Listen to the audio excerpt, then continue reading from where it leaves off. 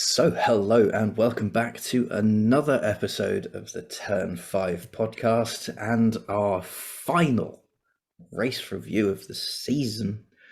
It's just the three of us this week because the Mercedes fanboys are still crying. So, it's just me, Ben, and Nia. What a shame. No, but in all seriousness, Alex is still at uni and Chris is at work, so they can't join us, but they're probably still crying. So, should we start with our short reviews of the race? Well, other than the chaos that the FIA chose to make and do, the actual track, has it really changed that much? No. No. What they've done is they've given it a facelift and pretended like it can now go on and win the Miss America contest, when in reality it shouldn't have left the plastic surgery bin. No. So yeah, I think it's one of those things that you can change a layout, but you can't change a nature of a circuit. And I think it's always going to be in Yas Marina's nature that it is going to be boring. So, which brings me great pain by fact of the virtue that they've extended their contract until at least 2030. So, yeah. Hooray. Nia. I say just hand Massey a P45 and send him on his way. Yeah. P45 and a can of Red Bull. You see, Horner said that Latifi's just earned himself a lifetime supply of Red Bull. Oh, mate. I mean, he said he needed something from the gods, and, well, he got it. Which is probably not quite the gods he was thinking. I mean, it was... The only excitement was the battle at the front, and even that was pretty dead. There were 3 points that were interesting.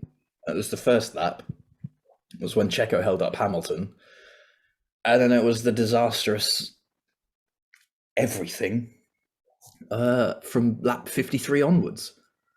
So yeah, should we start at the beginning? I feel like that's probably the easiest place to start. And It's debate. lap 1, turn 6. Are we not talking about practices or qualifying or anything? Nah. I mean, let's be real. Everyone's bothered about what happened in the race, so let's just do it the race. Yeah, sure. We can do what we want. Article 15.3. The race director has overriding authority to do whatever he likes. So get on with it. So I mean, lap 1, turn 6, Hamilton's in the lead because he got a very good start. Don't know what's been happening with Max and that Red Bull in the last few races, but he just hasn't been getting off the line. So disappointed, yes. Surprised, not really. But then Max absolutely sent one down the inside of turn 6. Kept it within track limits. Yes. Made Lewis take what would be a different line, but we saw that a lot the week before in Saudi Arabia, turn 1, 2 complex, namely. And in every one of those instances, the person that cut turn 2 had to give the position back. Lewis says, yeet, cuts turn 7 and then some, and just storms off into the distance. And no investigation necessary. I mean, when someone as experienced as Martin Brundle says it was late, but the door was open and Max stayed on the track, What is going on? The thing that I don't get is I'm all right with Lewis staying in front just because from Max, it was Yeah, like a it was last a minute. lunge. Yeah, He sure. kept it in, but he did kind of force Lewis off at the same time. So fair enough, Lewis can keep the position, but he was like 1.5, 2 seconds up the road. And they're like, "Oh yeah, we're happy with the gap you've reinstated." And it's like, you were Lewis's side game. by side. It's like at least let Max back into DRS. How it's up to Lewis, but it shouldn't be. That's the thing. Yeah, It should be the steward's decision, not just Mercedes Whereas, going, like, I "Oh mean, yeah, like, you've eased off a little bit. That's fine, mate. Carry on." What's going on? So, yeah. Then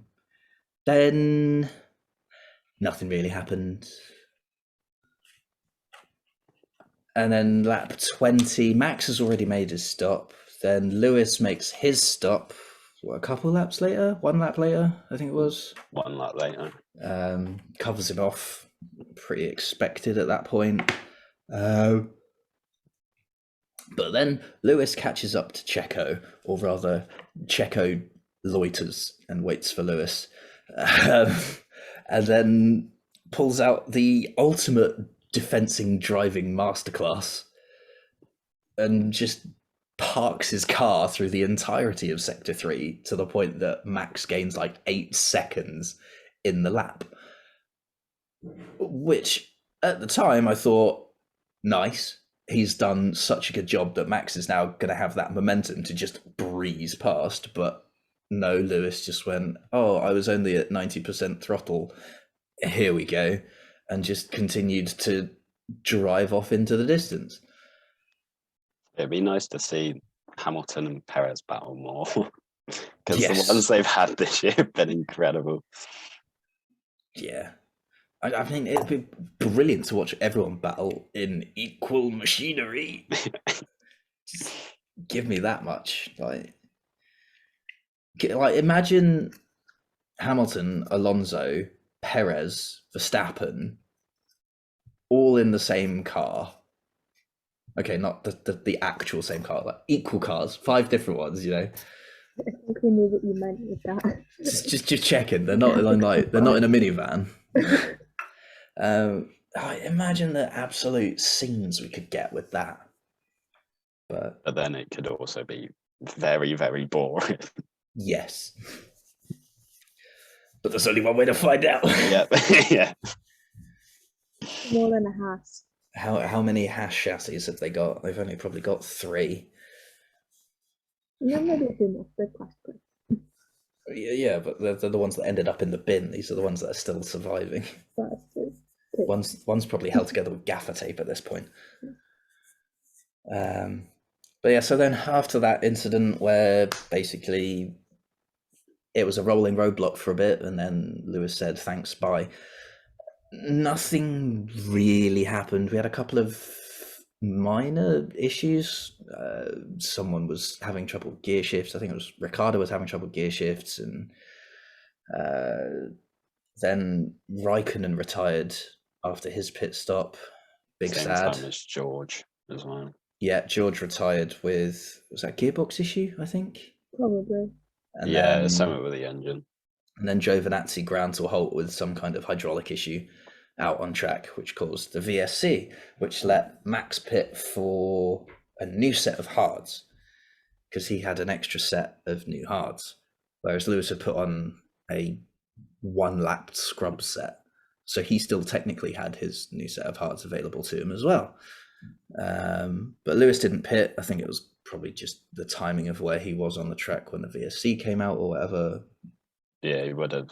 Well, I think Mercedes said he would have lost position to Max. It was going to be a case of if Lewis pit, Max wouldn't, and Max would keep track position. Yeah. But then at the same time, Lewis is in a faster car anyway, and he'd have fresher rubber. So why are you that worried?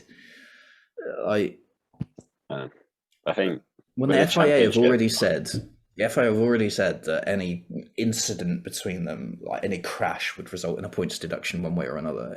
If you've got that, knowledge, but then, you've got the much faster car. You could also do like a track like Abu Dhabi. You'd probably take track position as it is, and then but it's not as critical, I'd say, a track like Abu Dhabi compared to other tracks that you have when you have circuits like Monaco and, as we've seen in Saudi Arabia, like track position is literally do or die in those sort of circuits. But here there is scope to make moves, as Max showed on the last lap. Banter. But no, I still think they should have pit at some stage. If not behind the VSC that Giovinazzi caused, then behind the full safety car that Latifi caused on that 53. Oh yeah, we only had 19 runners, lol. Forgot that bit. There are only 19 cars out because Mazepin had COVID, which completely destroyed our Mazepin bingo. So no points. Well done, Mazepin. I mean, it is kind of well done considering they're in like bio bubbles and he's still managed to get it. So impressive. Not the right kind of impressive, but so yeah, Latifi bins it where Raikkonen binned it in practice. They've re-profiled the what was like 19 and 20, but is now like what 13, 14, 12, 13, something like that. Yeah, 12, turn 13. Yeah. Exit of 13, he put it in the wall. And at that point, Lewis is on the second straight coming past the support paddock. And then the yellow flags come out as Lewis enters the sweeping banked corner of turn 9. And then by the time Lewis gets to between turn 11 and 12, so after the heavy braking point, the safety car gets deployed. That's loads of time, in my opinion, to hit the blower and get your boys on the other end to quickly whap out the new set of softs, considering you're all now limited to safety car speeds, and you've got a 12-second gap over your nearest rival. You could sit in your pit box for 3 seconds while your pit crew faff about, and you'd still get out back in front of the guy behind you. Because let's be real, if you're on a set of softs, there's no way the guy behind you is not also going to pit for a set of softs to give him some kind of chance. Because Max's hards at that point are like 15, 20 laps old, approaching. Probably about 15. And I mean, we've already seen what Hamilton can do medium compared to soft and pull out a gap. What's he going to do soft compared to hard? That's just going to be like completely different classes of racing. So it's always, when there's a safety car, the person who's in second kind of holds all the cards in a way. Yeah. But I still think that given that there was also the traffic in between, that could have worked to their advantage. Because you don't have the speed limit in the pit exit either, do you? So you can absolutely hone it out of that tunnel all the way up until the safety car line. And then you're back on the delta. So the loss is minimal. It was something like 12, 13 seconds pit time when you're under the safety car. And they had a 12-second gap. Yeah, it's like, yes, it's close, but you're still going to be right behind him on a brand new set of tyres. Yeah, but then you could say the race should have ended under the safety car, which is why all of this has happened. I still think the marshals were a bit slow. I think Massey should just put red flag if he wanted the race to finish as a race. Yeah, if he wanted a one-lap showdown, he should have red flagged it. I think they should have red flagged it anyway, just to say, because there was like 5 laps left. Mm. Yeah. So a 5-lap sprint race would have been fun. Could have done another battle, really. Yeah. And then That was none of the this would have whole- happened. Exactly. Yeah, and that was quite exciting, to be fair. Because So, they could have done that. Because I was talking to it about with some people on Discord, and we were saying, like, you know, in other series, like NASCAR has a rule that the race cannot end behind the safety car or under full course caution or whatever it is. So they extend the race. Yeah. Now, obviously, bit of an issue with fixed fuel limits in Formula One. Can't really do that. But what if you brought everyone into the pit lane and then said, here's 3 kilos of fuel to do the extra out lap, the flying lap, and the in lap. Everyone gets the same amount of fuel. There's no arguing over anything like that. It's just a fixed amount of fuel. This will cover the extra laps that we're going to do to make sure that it finishes as a race. I'd be okay with that. I know it's fairly unorthodox in the grand scheme of things, but, you know, so was Baku, and so was this. Yeah. Having like a last lap kind of showdown, it brings excitement. And then, like, especially if they did red flag, because it just seems so unfair on this with what happened. They red flagged it, it would have been straight up fair. No one would have moaned. Yeah, it would have been both people Enjoy on it. new sets of tyres. Fastest guy goes. Yeah. And then we would have had another turn 6 incident and the battle would have raged on differently. Yeah, so maybe like, Stuart, what are you doing? Well, we're doing that anyway. Well, so. yeah. Well, to be honest, it's race director what you're doing, not stewards what you're doing. Yeah, because that's the argument. Michael Massey. Yeah, that's the thing. So Mercedes are protesting it, and that got thrown out, and now they're protesting it again. But Red Bull have brought their counter argument of Article 15.3 of the sporting regs say the race director has overriding authority over certain things.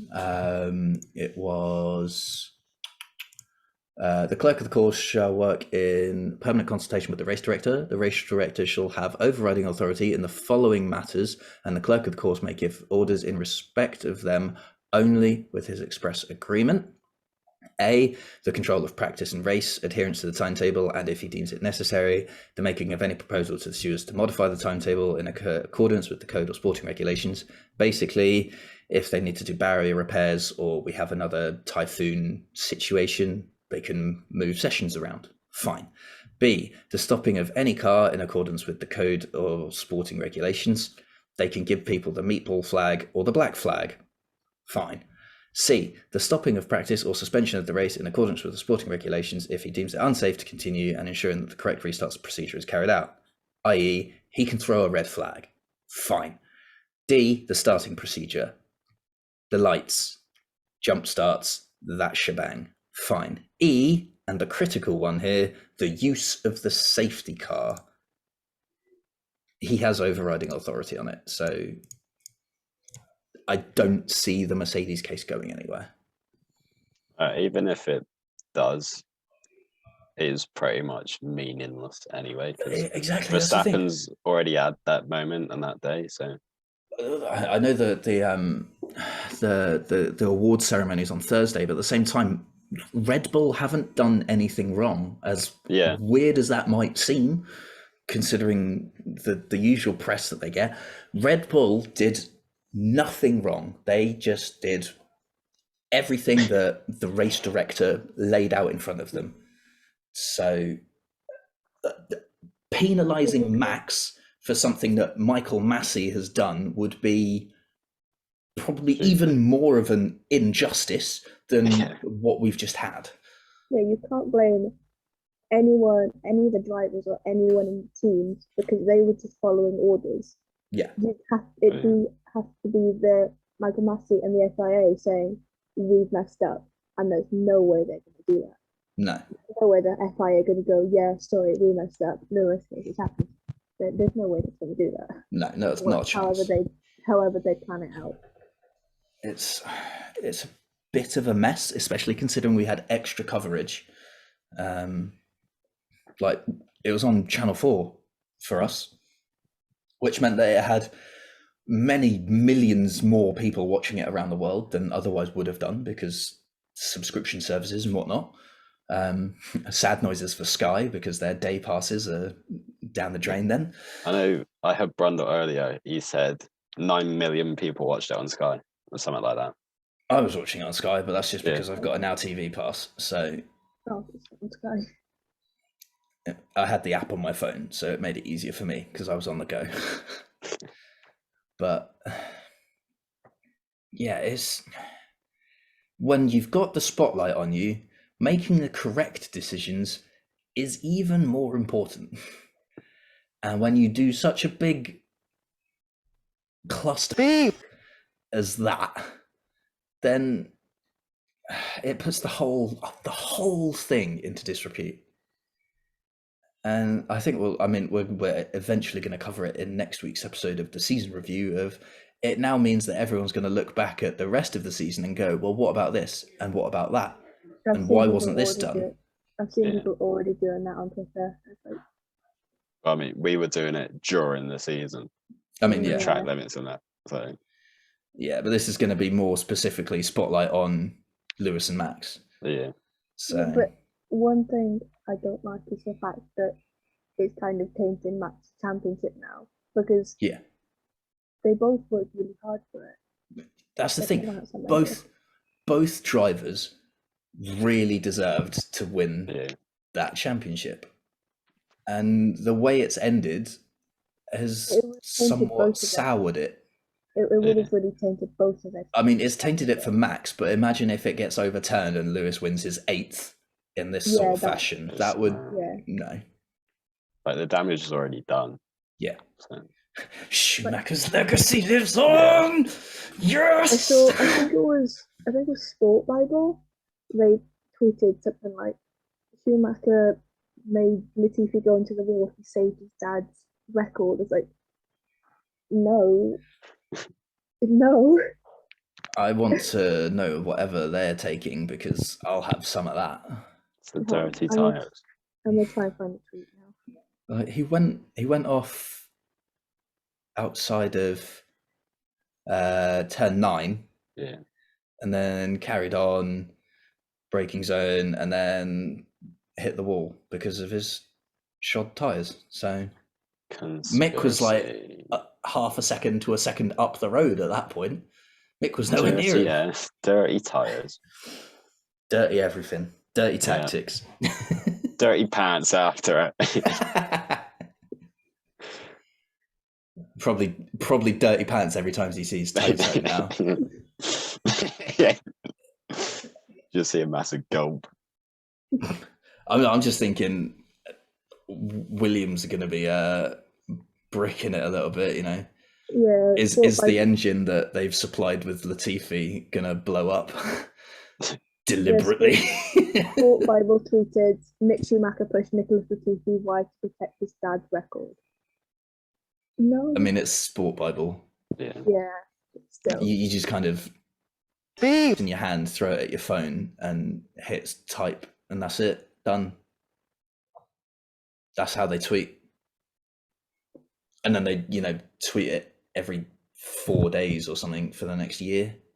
Apparently, according to Sky Sports, ESPN F1, Max reveals that Toto sent him a congratulatory text message after his victory yesterday via Sky Sports. So. Toto was also getting absolutely faced and crowd What surfing. a man. So he's obviously so upset about it. So was Valtteri. I mean, Valtteri was cannonballing into the harbour. Yeah. As the team were protesting. As a team were in the steward's office for the QC, Valtteri was cannonballing into the that did not sit very well with me. The fact that they brought a lawyer. The fact that he's already there. Yeah. Like, you're already ready. Yeah, that's just wrong. I went Christian Horner and the rest of the Red Bull people went into the meeting wearing the Max World Champion shirts. That was the best bit of housery I have ever seen. Oh, I loved it. I was watching the coverage and it's just like, oh, and here are the Red Bull people going in. And I thought, hang on a minute, that's not a Red Bull shirt. What is that? Max Verstappen, world champion 20. Nice. I saw a picture of the 6 people walking out. I looked, it's like, oh. That is brutal. I knew Christian Horner was petty, but. Oh, mate, would you turn that opportunity down? That's a good point. That would be funny. You probably should. Hey, so. Do you want one of these? We've got them on special bulk order. We've got enough to go around. You want one? Probably should use code VER1 as a discount at the end. Use code VER1 at checkout.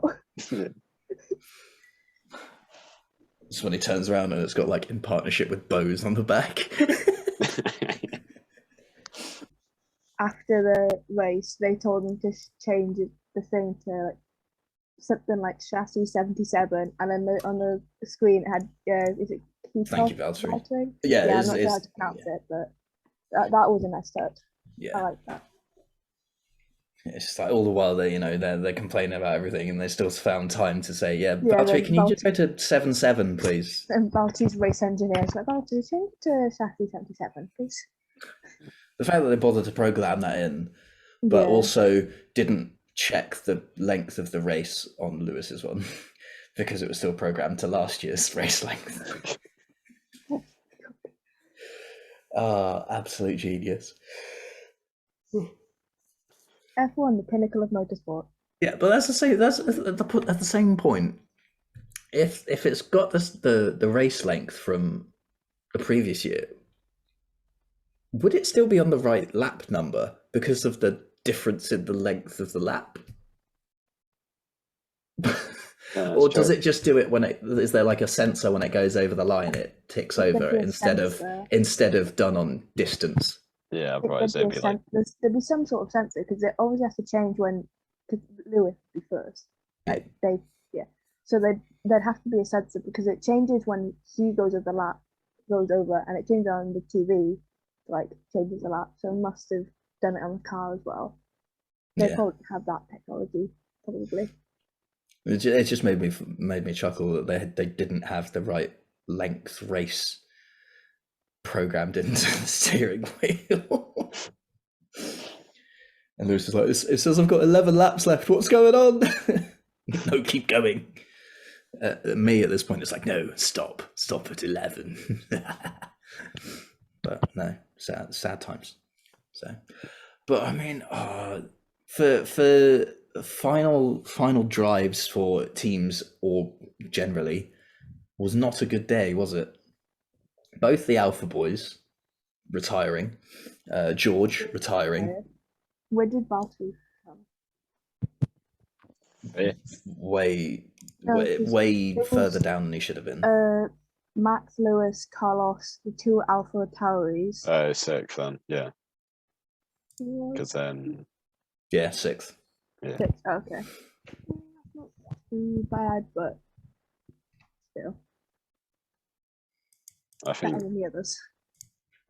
I think Valtteri said that he could have been third if there wasn't the late safety car, because he was chasing down Carlos, and then I think he must have pit or something. I think without the safety car, the midfield would have been very different. Yeah. Well, like 4th to 10th would have been very different. I mean, Sainz got a podium. Yeah. I mean, Perez retiring was weird. I don't know. That was a shame. Never really got a reason for that either.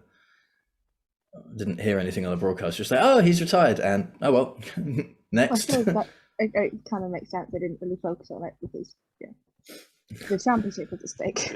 Yeah, I think at that point they'd accepted defeat in the constructors. Oh yeah, I think they probably had going into the race because they knew Mercedes were going to score at least 18 points. Yeah, it was a case of Mercedes needed 17, and second place is enough.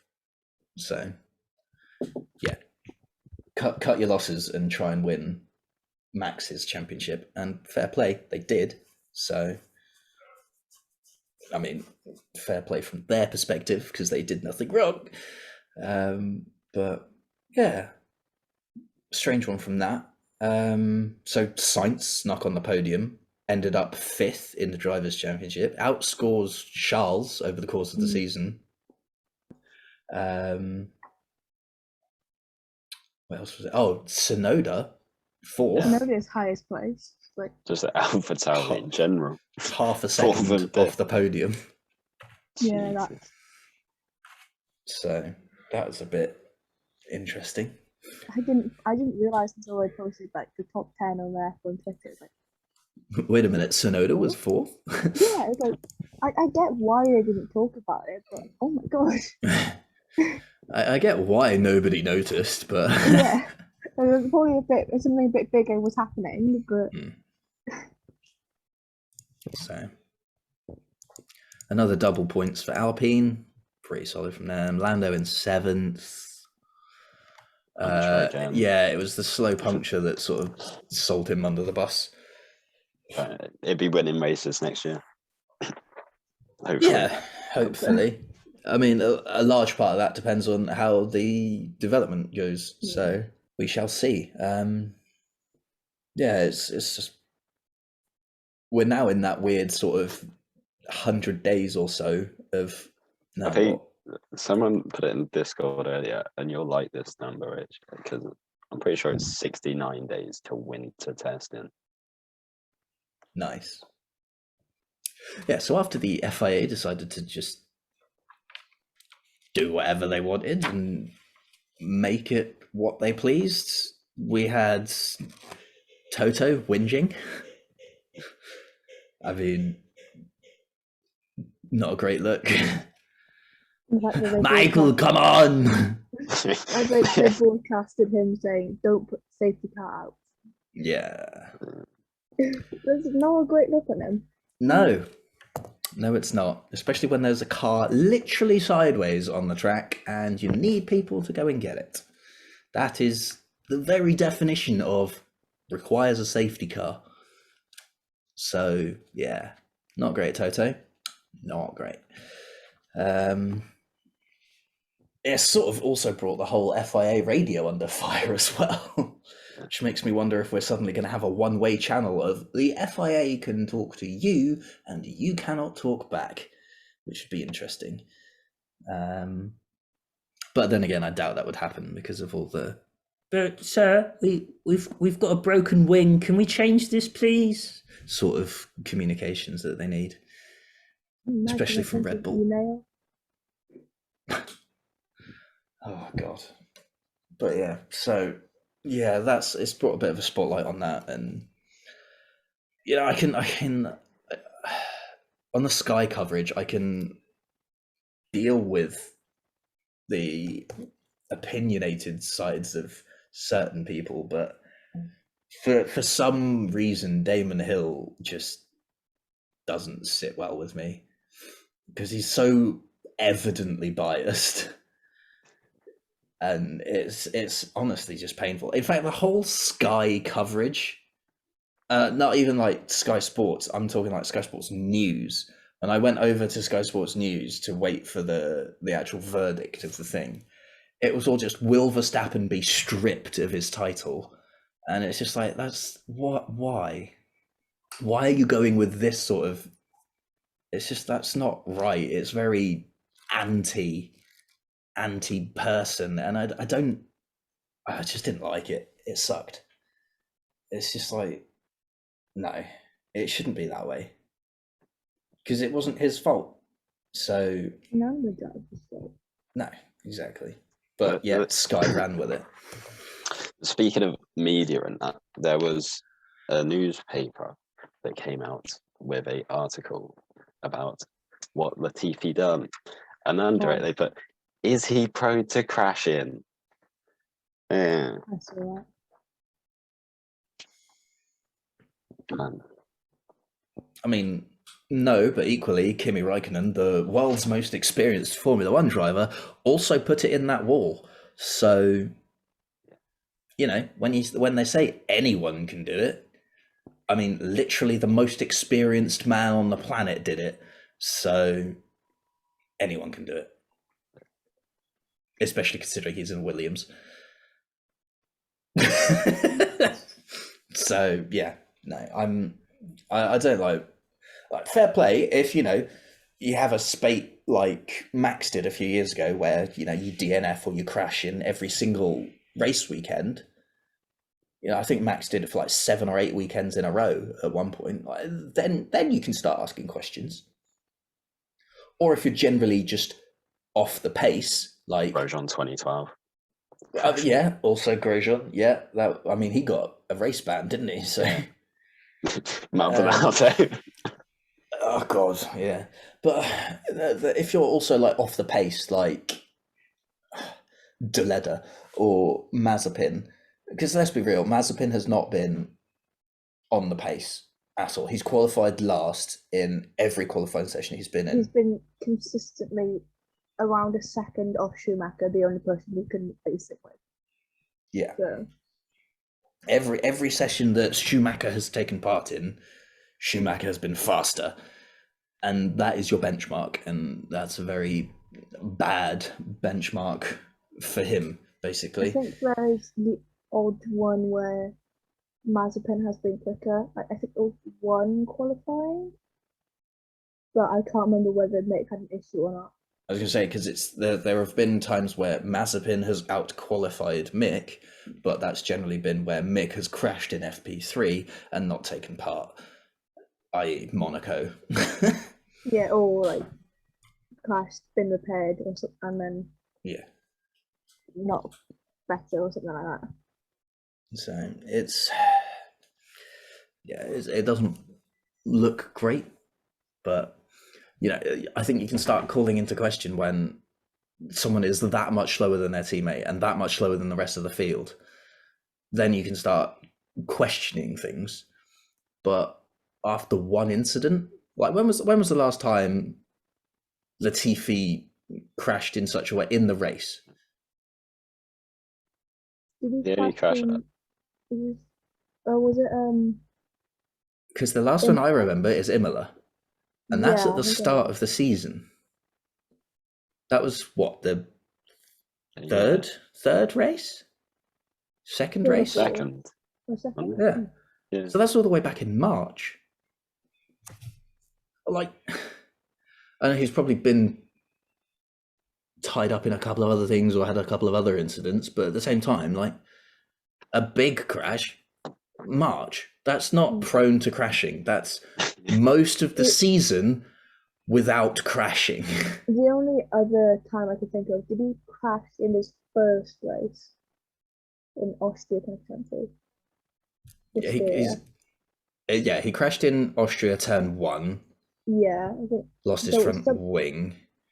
Something happened. I remember something happened in Austria, but Austria and Imola are the only two times I can think of where he's done it. I think the last time he crashed was at Zandvoort in Q2, from what it looks like. Yes, he did. And George also crashed in Q2. Yeah. So, and I know people have spins, like he's spun at Hungary. Might have been last year, not this year, but everyone's got plenty of spinning. Sometimes you can't help it. Exactly, especially at Hungary. Like bloody inside curbs are just vicious. Speaking from the game, and the cars, like how many horsepower behind them. Yeah, it's just so to call someone prone to crashing after one incident is not right. Okay, let's take that approach. Post Silverstone, Lewis Hamilton, is he prone to attempting murder? Not to then.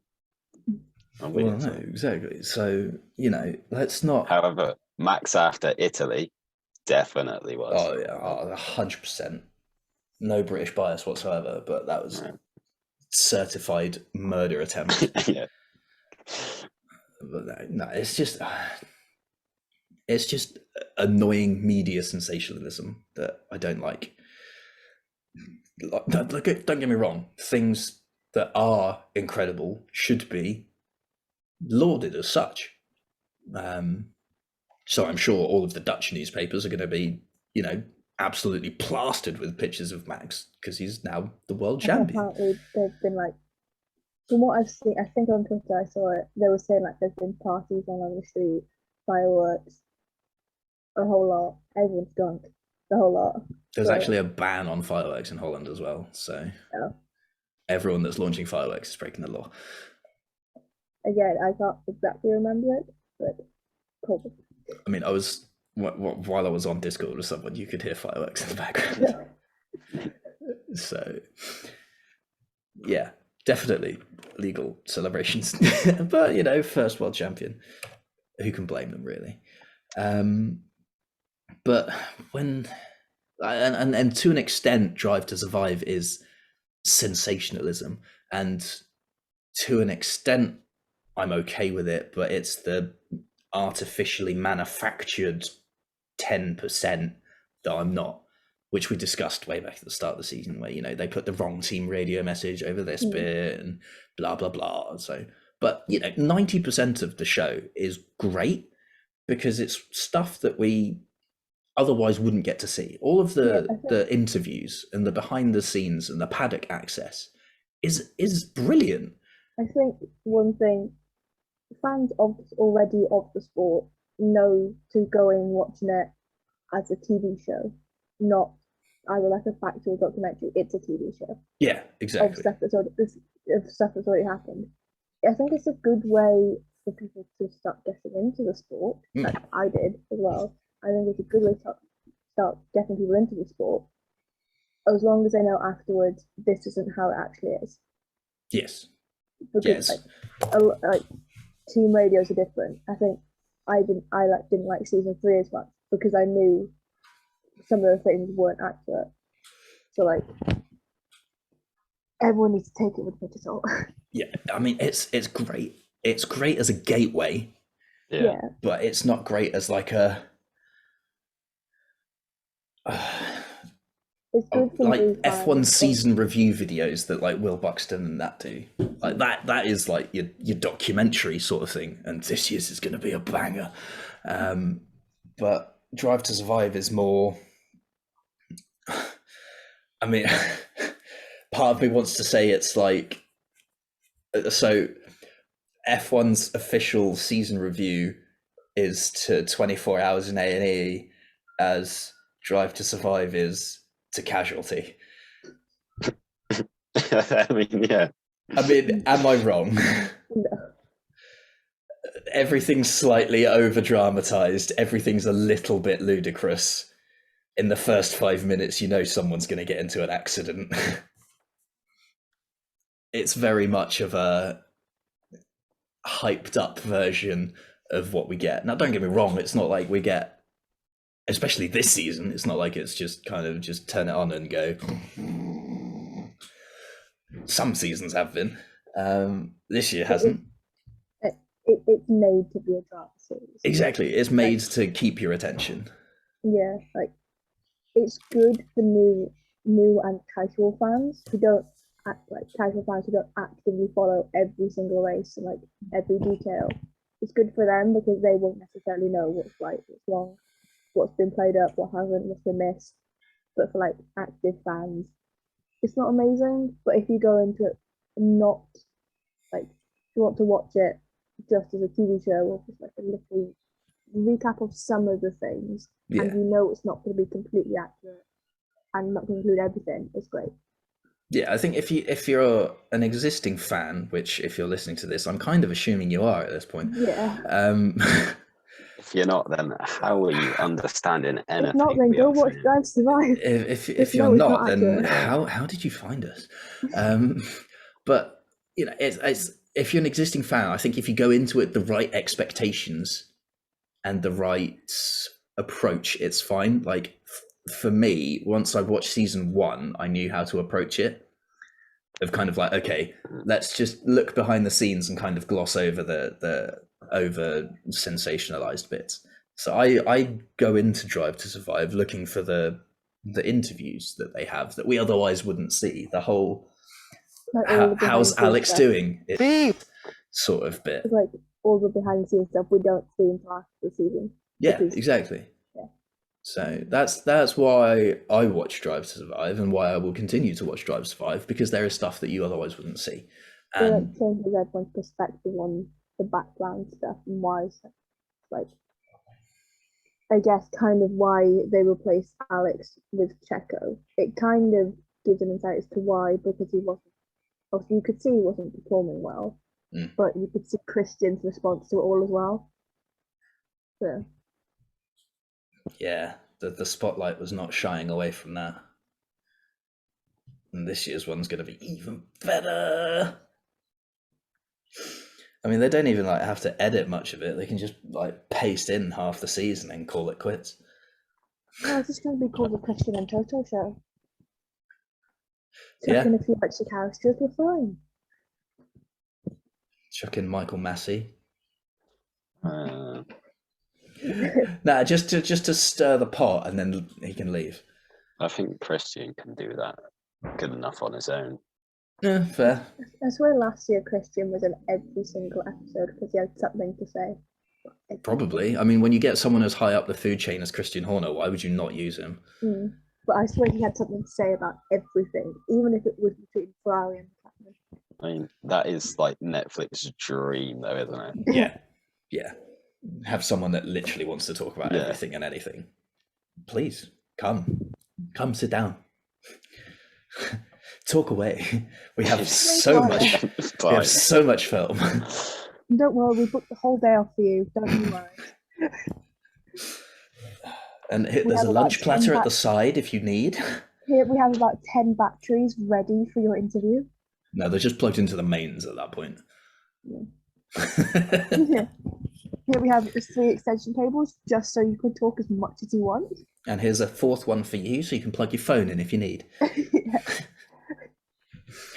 But I mean, I'm looking forward to how Drive to Survive deals with this year, given how crazy it has been. But we still... I think there'll be a bit of focus on where they go. This is like Mazepin and Haas at the start of the season, and like so there's going to be a bit on social media, I think, because that was like. Or have the oligarchs paid out to keep that one under wraps. We'll find out in 3 months. Well, it usually comes out after the first week of testing. So yeah, about mid-March, I think. Yeah, somewhere came around out there. mid-March, March 15th. It came out last year. So with Drive to Survive coming out roughly 3 months from now, we'll have plenty of time to make our predictions on what the episodes are going to be. We'll actually make sure Chris watches it in time this time, not with the Schumacher documentary. And we'll make sure he's here and nothing issue. Yes, so he can actually give his verdict instead of saying he's going to do it and then not. Delaying it for everyone else by 3 weeks and not even showing up. Thanks, Chris. Cheers, Chris. We're not salty. Oh. We're Butterkissed, sweet and salted microwave popcorn. Not sponsored. If only they did sponsor us. Oh, mate, I'd love a lifetime supply of popcorn. But, you wouldn't like that because you have to put effort in and put it in the microwave. Yeah. Shocking. In the bag as well. Yeah. Good. I love that. So yeah, hopefully, when we're back to it, actually March is close to Easter. Maybe we'll even be able to get Alex's opinions on it as well, depending on what his uni timetable's like. But hopefully we'll have Alex back soon. Hopefully we'll have him back for Christmas holidays. We hope so. But join us next week for our full recap of the season and how our predictions have done, our results of our prediction championships, our Mazepin bingos and everything else. So until then, we'll keep the debate raging as to the results of Mercedes inquiries, but it can only go on until Thursday, really. Don't go until Thursday. So, but be nice. People have opinions. That's fine. But don't send death threats to drivers just because they crash. Oh my God, have they actually? Oh, Jesus Christ. Yeah, he deleted, I think he deleted his post saying goodbye to George because people had been sending death threats in the comments, and his girlfriend's gone private on Instagram because they've been sending death threats to her. I also seen Hamilton fans are the greatest, am I right? On Twitter about 2 hours after the race, racism was trending, which is never a good look. No. When I went on, Toto Wolff was trending, and I went on about after the podium celebrations were finished and Sky had gone to their interviews from the paddock and stuff.